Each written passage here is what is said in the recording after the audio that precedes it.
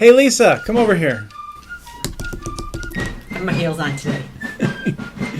Welcome to Podcast 209 with the focus on consolidation and independence.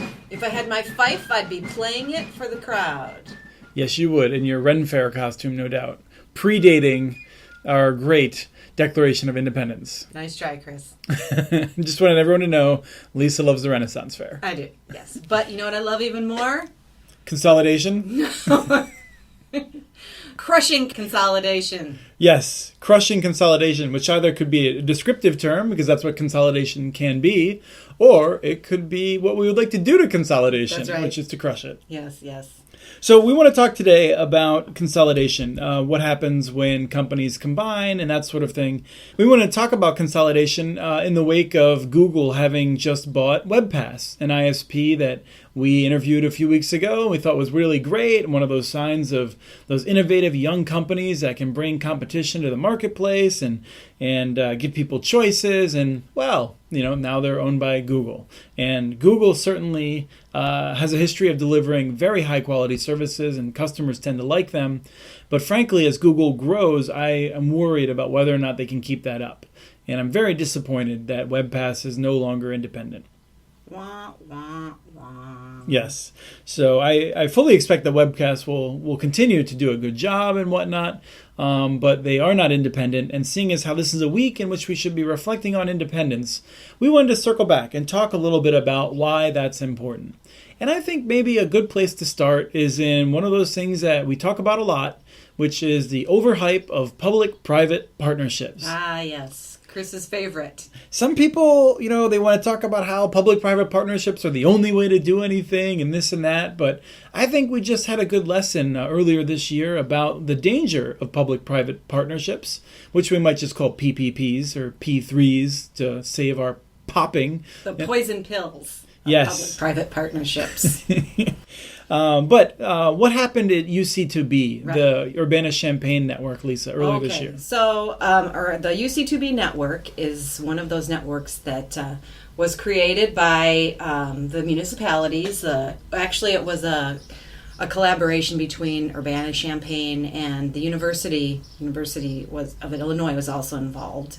So they deployed a fiber optic network, which actually ended up serving a lot of people who would not otherwise have been able to get such great service. There were people who obtained service for as low as $20 a month. Right, so they had connected all these community anchors, Right. and as a part of that, they also connected these low-income neighborhoods where people were unserved or underserved. Right, and one of the reasons why it lauded as such a great network is because it was, last mile network, and there were so many people who were able to get service, affordable, fast, reliable service. Right. So UC2B has this network connecting low-income neighborhoods, and they're really excited about trying to figure out how to extend that to the entire city. And they search far and wide. They cast a wide net. They worked really hard to find the best possible provider to work with them because they didn't want to do it themselves. They're a city in which they don't even have a water utility. They have no utility functions as a city or as either one of their cities. The university sure didn't want to run it. So they're finding a partner. They worked really hard. I'm trying to make this point, right? They're making really hard to find just that right partner, the Goldilocks partner. They chose ITV3. Yes, because ITV3. They were a local provider. Right. They had a great reputation for customer service. And lo and behold, less than a year after signing that agreement, it's announced that this new entity, Countrywide, that no one has any idea really what it is, except that it's funded by some capital folks out in New York. So the money comes from New York. Apparently the people are coming out of St. Louis, and they're going to be taking over this network in Illinois, and they're going to be adding on. So they've bought all the assets. Yeah, fortunately, now ITV3, when they decided to sell, the communities actually have a right of first refusal because they put that in the contract, and that was very smart. Now, they've elected not to use that, and so they're going to work with Countrywide, and they're actually excited because ITV3 had not actually expanded in the way that was expected. I think a lot of people thought that ITV3 was having problems with cash flow because they had been getting a lot of money from their family rental video business, which had been doing very well, and I think may have just fallen off a cliff. But at any rate, this is what happens when you're not independent, right? Like, you have a community that was dependent on a partner. They worked very hard to select just the right partner, and then that partner, being a free entity in the great United States of America, they can just sell themselves. And they did. And now the community UC2B had the ability to buy the network and give themselves some protection. They elected not to do that, but I think that just having that provision gave them a little more control in terms of the negotiations with the two. But it's one of those things where people talk about PPP, PPP, PPP. That's 9 Ps, I think. And they're so excited. Like, everything's got to be a public-private partnership, ignoring all of the problems that can come along and the uncertainties that can result, because who knows who you'll be dealing with in a few years when you're working with a private company in this industry. You know, like private companies like U.S. Internet that have been around for a long time, I do not see them consolidating. I think Sonic will be independent for as long as Dane can, sign his name to things. But I worry about a lot of partners, and I worry about where they'll be in 10 or 15 years. Yeah, even less. If it's a company that, these family-owned companies, if it is independent, it's family-owned, sometimes the kids just decide they don't want to do it. Right. That happens. Well, you were here an hour ago from my rant about how the inheritors of things ruin everything. That's right. Yes. That's Children right. ruin their parents' legacy. With family farms. But I just want to bring it up. And it's not to say that Countrywide is a bad company and is not going to do a good job. The problem is the uncertainty. And the problem is you invest all that effort into finding just the right partner. And then first of all, they don't even really deliver on what you thought they were going to deliver. And then second of all, they sell themselves to a company that you had no ability to vet ahead of time. It's just sort of sprung on you. These are good reasons why you might want to think, wow, public-private partnerships might not be the only possible solution for our problem of having better internet access. Municipal networks are challenging, and if you're going to do a public-private partnership, then you really want to structure it more like Westminster did, where they own the fiber and not where you only have this right of first refusal. I mean, that's the right of first refusal is better than nothing, but there are better ways. And Westminster, Santa Cruz, these are smarter public-private partnerships that give more power to the public sector. And that's what's needed for long-term investments. Although we should be clear, because UC2B does own fiber. They own some of the fiber. Right. The original fiber they own. Right. The original fiber they own. And it is complicated because then whatever ITV3 bought now is also been up for sale. And that's what the community could have purchased. But that's a good correction. But I think the larger point is just that when it comes down to it, don't pretend that public-private partnerships are somehow easier or less risky. They're different. And in fact, we have a paper that's going to be exploring this that should be out very soon by the time this podcast is airing. Fingers crossed. Yes, exactly. And it's very meaty. Right. So let's talk about something else. Let's talk about big cable. So what happened with Charter and Time Warner Cable's merger? Well, they're going to do it. They've got the blessing. But they have to expand broadband to 2 million more premises. Right. This is one of those requirements that actually seems like a really good requirement, right? Right. But let's just hold our breath until it actually happens. Well, we better not, because then we might suffocate. Yeah. This is one of those situations in which we have really bad consolidation, I think, because you have the industry just getting more and more consolidated at the top. It's really bad for people who are going to be stuck with monopolies that have even more power.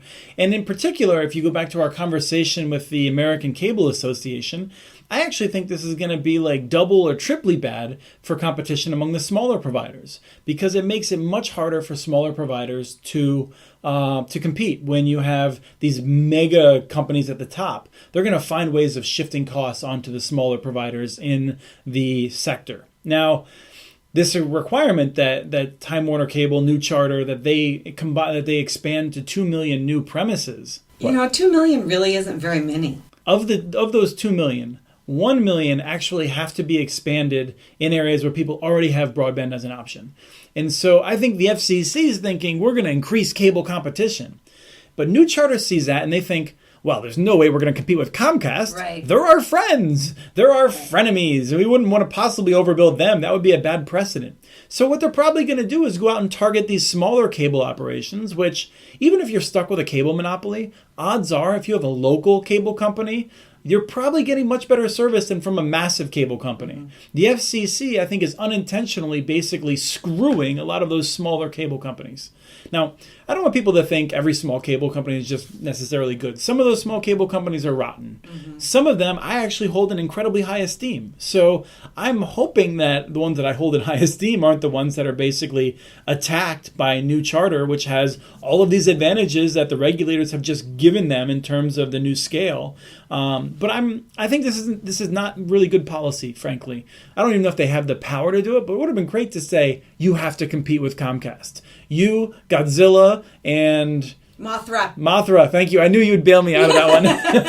Godzilla and Mothra, you have to fight. You can't just go around picking on like the little people of Manhattan. Or Tokyo, I suppose, depending on your movie. So I think that's all the big news and big company consolidation that we want to cover. I think we want to cover some of the other little things that are happening. Now when we talked about consolidation, you wanted to note that not all consolidation is bad. Is that where you're going? Well, I think you're going to try and make that case, yes. Yeah. I mean, I don't think that all consolidation is bad as long as it's not too ginormous. As an example, there's a network in Georgia, CNS, and it is a combination of several different communities, and one of them, Moultrie, it basically rescued a couple of different communities by consolidating. And these are in Georgia? Yes. There was a small community nearby, Doe Run, and another one, Norman Park. One of them had a little private network that was on the verge of collapse because the company couldn't afford to keep it up. And Doe Run had its own little municipal network. You know, it also couldn't afford the upgrades, but Moultrie came in and bought those two networks, and it became part of CNS, and now all of those people have fiber service. So in that case, consolidation was a good thing, but that's because it's not huge, and because their quote-unquote shareholders are the people who are being served. Right, I think that's right, and I would be concerned if this network was then reaching all across Georgia. I think nearby communities, I think we're likely to see that they'll continue to have an interest in providing it. And in some ways, there's a difference, I think, between private consolidation and public consolidation. In part because the public, even though Chattanooga is making the decisions about the network, EPB, the Electric Power Board in Chattanooga, is making the decisions, and they're connecting the nearby communities that are within their electrical footprint. Those are not communities that have direct oversight over EPB. EPB still treats them basically the same. And that's because they're not trying to maximize profits. They're not trying to pull the maximum amount of resources out of the community the way that New Charter and Comcast do. Mm-hmm. And so I think there's a difference in perspective. And I also think that, like some small local consolidation can be effective. I mean, this is an industry in which there are returns to scale. And so we don't want everyone to reinvent the wheel. And we really don't want communities to be operating inefficiently when they could be working with their neighbors collaboratively. So I think that's a good point. I mean, I would say that my rants against consolidation are generally targeted at maybe just the top, few providers in the country. Sure, absolutely. I mean, consolidation as a word could be taken as a relative in this particular instance. Sure. But, here's an example in which some regional consolidation like that actually has been harmful. And that's the podcast we just did with Bob Farmer from Glenwood Springs. Oh, yeah. Open access in Glenwood Springs. Right. So they had this open access network, and they got some small local providers that wanted to operate on it. And those companies were then bought by regional providers. And those regional providers didn't really have any interest in operating on the open access network. I think it's the kind of thing where if you're an ISP, or maybe you're a WISP, and you're active in this community, and then you have an opportunity to jump on this local fiber network and double your number of customers or something like that, that's a great opportunity. But then maybe you get bought by a company that's 20 times larger than you. And suddenly that number of customers on the open access system, well, that seems insignificant or less important. And so here again, we see where if you're planning on doing open access and you're planning on having local providers, you should be aware of the dynamic. this is an industry which has tremendous consolidation. Mm-hmm. And that's because generally, I mean, if I owned a network and I was serving a few thousand people, and that network is, let's say it's worth like a few $1,000s per person that's served. And I got an offer from a bigger company to say, hey, sell us your network and we'll pay you 50% above what it's worth to get you to sell it to us. Well, that might be pretty nice for my family. I'm thinking I'm going to send my kids to college, or we're going to buy an island in the Pacific. Right, that's what I was thinking, yeah. I don't know. Big boat. Right, but that's where, it's important to recognize that things can change rapidly in this industry. When I talk to the folks from WebPass, I never would have had the idea that they would want to be taking orders from Google. Right. And maybe they're not going to be, or maybe they think they're not going to be. But sometimes that payday really looks nice. Speaking of paydays, I think you also wanted to talk about Cincinnati Bell. Yeah, I mean, this is one in which some conversations recently about Ohio. And when I was talking to some people in Ohio, we were talking about how Ohio hasn't had any of the anti-muni legislation really rearing its ugly head there. And I was trying to get a sense of why. And one of the reasons that someone suggested was that perhaps because Cincinnati Bell is there, and Cincinnati Bell is its own entity, it's not part of AT&T, it's not part of CenturyLink, and so in Ohio, you actually have some different voices talking in the legislature.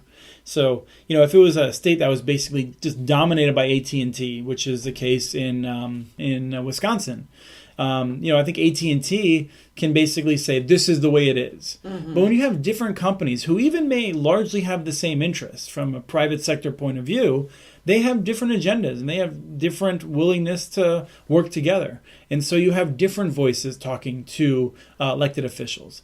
And I think that's important. I think that, if I had to have the choice between one cable company lobbying for an issue and them having the entire state, or having 10 different cable companies that were all privately owned and lobbying the state, perhaps even with more lobbyists in total in the Capitol representing private interests, I would always rather have those different groups because you're going to have different interests.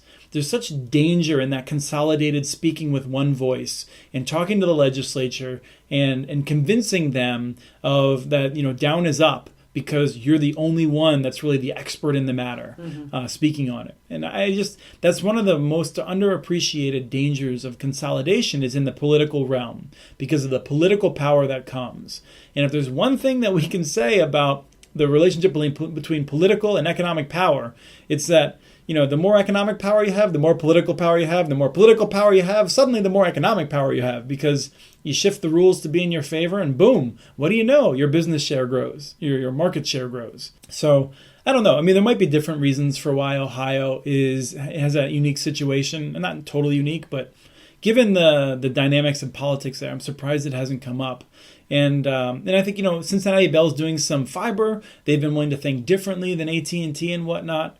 And so I think it's worth remembering that breaking up AT&T was the right decision, that having these different companies, even if they're not competing directly with each other, just having that power a little bit decentralized and not so centralized, it makes a difference for a number of areas in which I think we get better public policy outcomes when industry cannot speak with a single voice through a single company. Speaking of independence, Chris, I'm really looking forward to your vacation away from the office. We are recording this the week before the July 4 weekend, and I'm going to be taking some time off. And I'm sorry to say that the office will probably be a lot quieter without me. I don't know how you're going to deal with that. I don't know either. I'll be crying in my Mai Tai. Maybe I'll pay someone to just show up and knock on your door and come into your office and distract you right when you're in the middle of something important. Well, thank you, everyone, for sticking with us in this discussion about consolidation. We didn't have a whole lot of hard evidence and whatnot. It's more just a sense of, I feel like we're going to be dealing with this a lot more. I think we're going to be dealing with more privatization efforts. Bristol, Virginia, the BVU network is about to be privatized, which I just think is really frustrating. A major reason for that is because the state legislature basically refuses to let it expand. So they're going to privatize it, and a private company then will be able to expand it. That will be good for the region, but I worry about the future of it. I worry about it being consolidated further in terms of other networks in the future. And so I think consolidation is going to be a theme that we're going to come back to time and time again. Certainly the private cable companies, the big telephone companies, they're going to keep buying up rivals every chance they get. And the more consolidation there is, ironically, the more municipal broadband we're likely to have, I think, because the more they consolidate, the worse their service is, the more communities look for alternatives. So even though this is a dynamic that actually I think helps us make our case for why community networks are so wise, it's just frustrating to watch it happen because consolidation kills jobs, it kills innovation. It's really bad on almost all fronts when you're talking about the big companies consolidating. And it's just bad for people who want to use the services. Right. Exactly. Yeah. I mean, consolidating means they're firing your neighbor that works for the cable system, basically, and they're gonna, hire a guy 3 towns over, and he's gonna cover the whole footprint, and it means you're gonna have to wait 3 days longer to get a cable appointment. That's fundamentally what it is. Consolidation works because they fire people and reduce the payroll. Mm-hmm. Right. It is inefficient to have multiple companies doing the same thing because there are more people doing the same thing. Right. Now, that unfortunately is actually what provides employment for most of us. There's other think tanks, there's other policy shops that are doing the work that you and I are doing, Lisa. Yes. If they all consolidated, but they don't do it as well. I like to think that as well, or at least we have a unique point of view. Right? We're the special flower. This idea that consolidation is actually efficient. It's efficient because you lose your job, and that's not what we need. In fact, we need to strike that balance between an economy of scale in which there's some efficiency just in terms of cost. You don't want to reinvent the wheel, have 3 head ends in 3 different cities that are right next to each other. But you do want to have lots of good customer service, and you want to encourage investment in that sort of thing. You don't want to consolidate so that Comcast can open a new CSR center, the Customer Service Representative Center in the Philippines.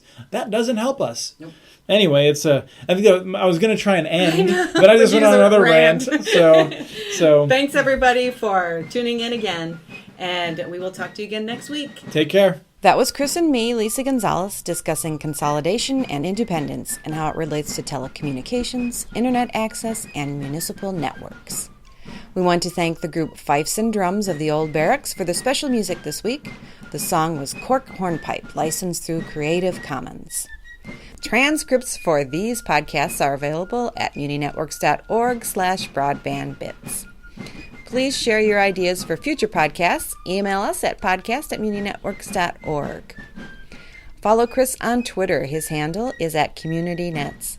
Follow muninetworks.org stories on Twitter. The handle is @muninetworks.org. Thanks again for listening to episode 209 of the Community Broadband Bits podcast.